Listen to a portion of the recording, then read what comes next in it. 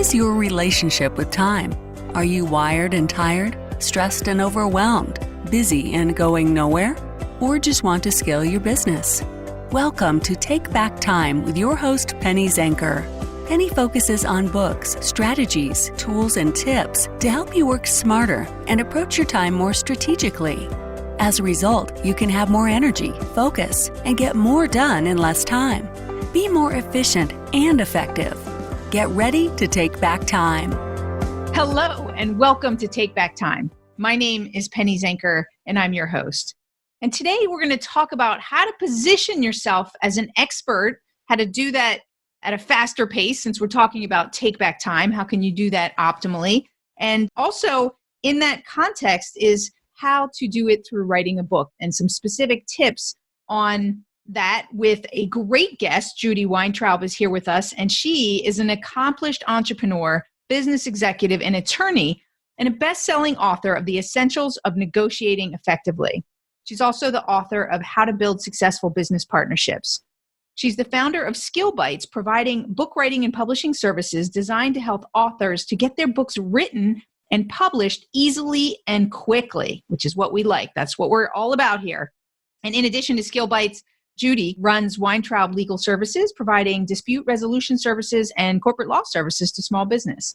So welcome, Judy. Thank you so much, Penny. You are a woman with many hats. Yes, I am. But I love helping business owners succeed, and that's how I got into the book writing business. Well, tell me more about that, because, that's a far cry from being a lawyer, right? It is, definitely. And negotiating. So what makes you passionate about the entrepreneur and helping them to write? Well, I do help entrepreneurs in my legal practice, and one of the things that I can see is that a lot of business owners aren't able to grow real well because they're not attracting enough prospects. Getting a book published is a great way to attract more of your ideal prospects, and that will enable you to grow your business. It is the entrepreneur's kind of dilemma, right? As most entrepreneurs get into business because they're good at something. That doesn't mean they're good at sales. It doesn't mean that they're good at finding business. It means they're good at delivering the service, the product or service that they do. So that is a dilemma. Exactly. And because you're a best-selling author as well, how incredibly powerful it is when you can say you're a published author. Absolutely. Let's talk about that. Let's talk about how an entrepreneur can position themselves more efficiently and effectively as that expert in the marketplace and earn more money as a result of writing a book. Tell us about your perspective from that. Well, basically, once you're a published author, you're almost immediately perceived as a thought leader or an expert in your field. A lot of people won't do business with somebody unless they know, like, and trust them. And when you're a published author, you gain that trust from the people who perceive you as an expert, who are aware of your book and may have read your book. So it can be really great for enhancing your credibility and greatly expanding your visibility. All these people that come across your book that you might never have known and couldn't attract before. Absolutely. I can tell you it opened so many doors for me. And I already had a good, let's say, reputation, or, I used to be a Tony Robbins business coach. So I had some accolades or credibility in that kind of context. But I do believe that having the book really opened up different platforms to me and got people to know me without me having to interact with them, right? People are like, oh, I feel like I know you from reading your book. And so it gives you a leg up. Absolutely. And in fact, you don't even have to have people read your book. If they know that you're a published author without reading your book at all, they'll still perceive you as a thought leader or an expert. Absolutely. What are some of the things that have opened up for clients of yours, so for entrepreneurs that have done this? Speaking engagements, joint venture opportunities. One of my authors submitted her book as part of a proposal in response to a request for proposals for a significant job that she would never normally have been considered for. But when the contractor She was a subcontractor for a major job, and the contractor saw that she had this book. He selected her as the subcontractor on this massive job. Absolutely. She would not have been able to be considered for that had she not had a book. Of course, you have to use the book. You have to put that in with your proposal and let people know about the fact that you're a published author. Right. But it does. It's an incredible tool, and it's a speed to trust. It really is. So, we're talking about take back time on this show. So if you're an entrepreneur or you feel like you have a story inside, writing a book is a fantastic way to get exposure fairly quickly and to get that status. Right. Let me ask you, because a lot of entrepreneurs who are listening, they're like, well, that sounds great, but I can't write. Fortunately, that's not a big issue. I would say the bigger issue for most of my clients is how do you find the time to write when you're trying to run a business? Right. The fact that you have the expertise to run a business means you've got enough material that whether you write it, whether you speak it, whether you have a ghostwriter get the thoughts out of your head, there's ways to get it done. The bigger issue is how do you find the time to write? So what kind of time are we talking about? Like, let's say I want to write it myself, or what's the difference? Or I write it with a ghostwriter. What kind of time commitment are we talking about in each of those scenarios? Well, a lot is going to depend on the size of the book that you're trying to write. It's going to take a lot more time if you're writing a 300-page book than if you're writing, say, a 50-page book. True. And I've got a lot of authors who are writing the short 30 to 50-page books because they can be written a lot quicker. It's a lot easier for their target market to read. They can narrowly target these little books to exactly what their audience needs. And it's less expensive to publish as well. And then when you do a number of them, you're a serial author and you can bundle them. So there's a lot of advantages to doing shorter books. Absolutely. And I think you just have busted, hopefully, a belief that some people have is, oh, I have to write a 200, 300-page book. That's right. That can be so overwhelming. Yeah. And isn't necessary. So I love that. Thank you for sharing that, because I do think that people hold that in their head. It's, I don't have the time, I don't have the money, I don't have the skills, because they think it's such a big book. So let's take that example. Is somebody's going to write a 30 to 50-page book. So what kind of time commitment would they need to set aside in order to do that? If they're going to write it themselves and they already have some material that they've created, say they have blog posts or presentations or articles or something, that can be done fairly quickly. You can repurpose material that you've already created into a 30 to 50-page book in just a couple months. That's my favorite word, repurpose. Let's everybody say it together. Repurpose. I love that word. Right. As an entrepreneur, I know I have blog articles. I've got audios that I've done or presentations, right? They could bring a tape recorder with them. I'm sorry, that's an old thing. I shouldn't have said tape recorder. They could bring their phone with them and record a presentation that they're doing, and that can be transcribed and that can be used in a whole host of different ways, including the book. So being able to repurpose everything that they're already doing is so powerful. Absolutely. And it will save them so much time than having to recreate the material. Absolutely. That's awesome. That's another belief buster here, that if somebody's thinking, I don't have the material and the content and it's going to take so much time, it's so much easier when you use what you already have. Right. Another advantage or another strategy for getting your book written more quickly is to carve out some time that you know that you can devote to your book. Develop a game plan. When would you be able to write? Is it early in the morning? Is it late at night? Some time that you know that you can work uninterrupted. But it ought to be a time that your mind is still fairly active and creative. If doing it at night is the only uninterrupted time, but you're exhausted, that's not going to work out real well for you. So see if you can carve out an hour or so a couple times a week so that you can get into a flow and make progress. Yeah. You want to identify the time, you want to identify where you're going to write, what days you're going to write, how long you're going to write. And once you have that game plan and if you try to stick to it, then you'll get your book done. It's when you just sort of try to find the time, catch as catch can, that it takes forever. Yeah, you've got to schedule it, right? You've got to create kind of a system for yourself. I mean, that's what I did when I was writing my book is I wrote, I woke up an hour before my kids got up in the morning and I would write for an hour before they got up. And then I would also write after they went to bed.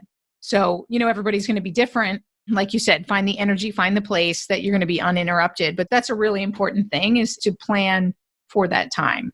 If you identify a time frame that you want to have the book written by and you publicize that, perhaps on social media or you let some friends know or whatever, then you've sort of gotten a built-in accountability standard that will also help you get that book done in the time frame that you want.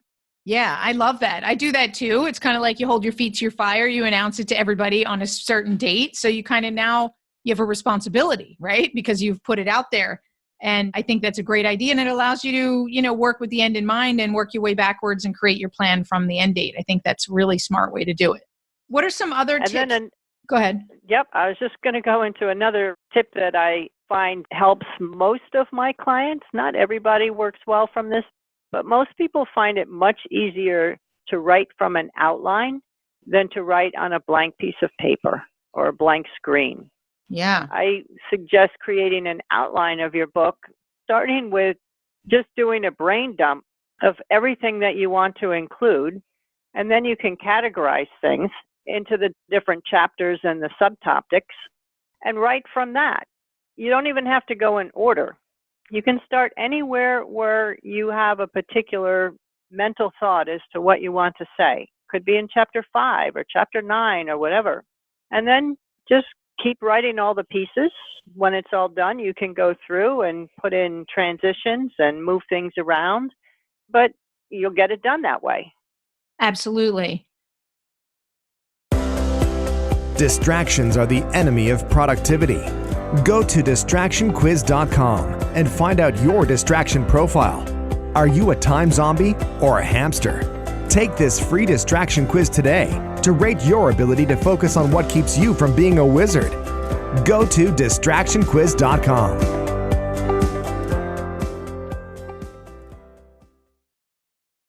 What are all the things I need to think about and plan for ahead of time? Because a lot of times when we do things, we don't really know what we're getting ourselves into. So what kind of resources does somebody need to think about in terms of planning for the investment, both of their time and money?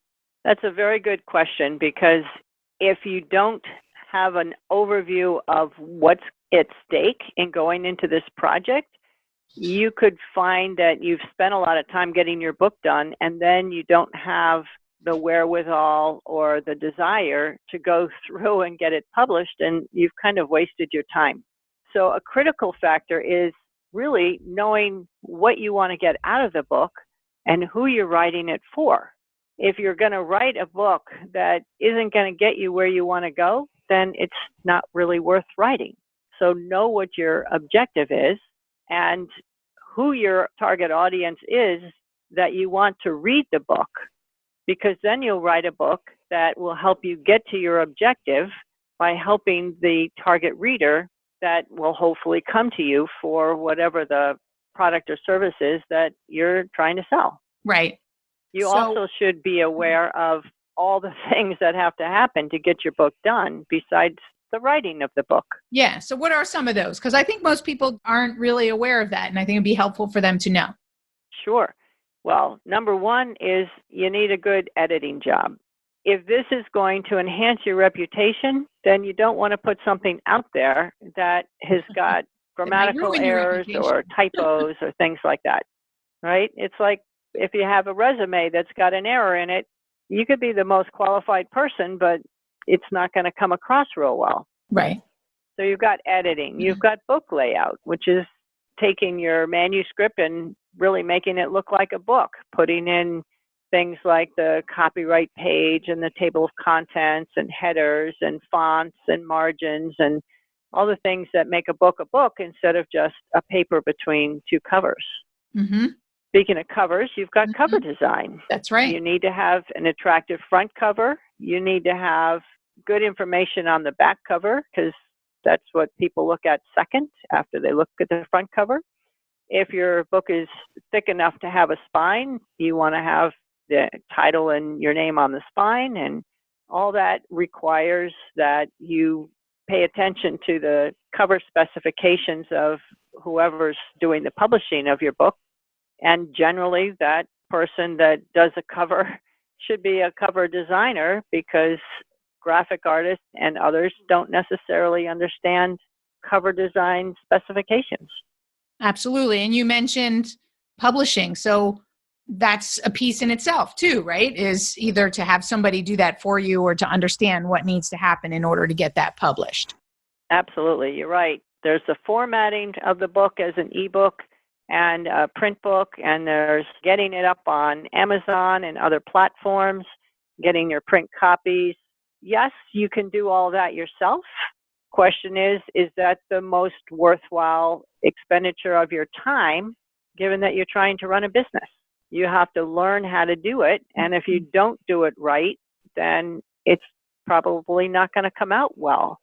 For instance, when you are publishing on Amazon, you have certain options for choosing keywords, choosing categories, writing a description, things like that, that will make your book findable.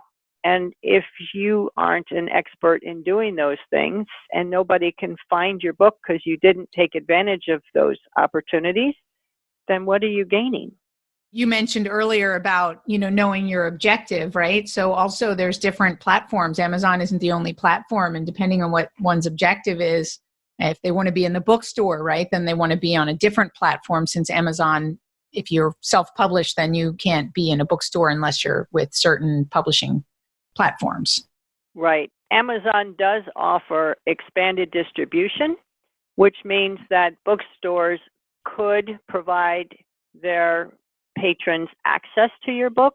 But what Amazon doesn't really tell you is that bookstores don't use Amazon. They don't have their patrons gain access to books that are on Amazon because Amazon gives a much lower discount to bookstores and they don't take returns.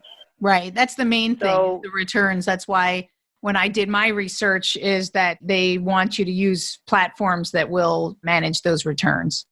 That's right. And so once you select expanded distribution on Amazon, you can't deselect it later. I mean, you can deselect it, but it's not going to do any good. You can't then get your book on the other platforms that bookstores do go to without a huge, complicated mess. So that's the type of thing that if you're not real knowledgeable, you might make that mistake. Yeah. That's why it's a good idea to hire somebody who can help you do that and do it right. It's like anything, is that there's nuances to getting a book published and getting it to your audience. And, if you're not the expert in that, this is about take back time. Give it over to somebody who is an expert in that space and can make sure that you're meeting all of your objectives as opposed to learning the hard way, which none of us want to do. Right. The one other thing that is really important for people to understand is that as hard as it is to get the book written and to go through all those steps to get it published, the biggest thing you got to keep in mind is the book marketing. If you don't do any book marketing, your book isn't going to get you as far as it should. And that's really a shame because you've put a lot of time and effort and money into getting your book done. But if you don't market it, then nobody's going to know about it. And that would be a waste of time, right? So definitely you've got to make sure in your planning that you're thinking about, if you've already thought about your target audience, as you said, then it's okay, how are you going to reach them on the marketing side and really getting a solid marketing plan out there so that you can get your book recognized and use it to enhance your business, which is what you wrote it for. That's right. So Judy, what else, before we close out on today's show, what else do you think is really important for entrepreneurs that are thinking about now you've put that thought in their head and they're thinking about it, what else do you think is important for them to know? I think that they really need to know what their objectives are, as I mentioned, because if you want your book to help you get someplace, then number one, it'll help you prioritize the book above other things. And number two, it'll help you write a book that will help you achieve those objectives. You need to keep in mind all the different facets of the book, not just the writing of the book, but all the steps post-writing, post-manuscript, through publication and marketing. And you need to develop a marketing strategy on how you're going to use your book, how are you going to promote it, and how can you leverage your book, because it's not the book sales that are going to lead to a whole lot of revenue for you. It's leveraging your book to bring in more customers or getting more speaking engagements or joint venture opportunities or things like that. That's where the real power of having a book is. Absolutely. Well, where can people find out more information about you so that they can get your support? I can be reached via my email, which is judy@skillbites.net, skillbites.net. My website is skillbites.net. And I also wanted to let your audience know that I've got a workshop coming up in May called It's About Time to Write Your Book. Nice. And we talk about how do you find the time to write your book and how do you take action that can help you get your book written as quickly and easily as possible. Fantastic. Well, Judy, thank you so much for being here and sharing these great tips especially so that they've got an idea of all the things that they need to think about when they're going to write a book and write it efficiently and effectively. That's my pleasure, Penny. Thanks so much for having me on your show. And for all of you entrepreneurs, business leaders, and people who think that you've got a story to tell, there's a couple beliefs that we've busted here. It doesn't have to be long. Doesn't have to be a long book. You definitely can get the support you need and plan out the time that you want to write it. And it's really, this is one of those things I can tell you, it is challenging. I wrote a longer book, but since then I've wrote some workbooks, and I can tell you that it really will boost your business and it's worth the effort that you're going to put into it. So really think about or let's go back to Judy's topic here. Think about whether it's about time to write your book. So this is Penny Zenker, and it's Take Back Time. We'll see you in the next episode. Thanks, everyone.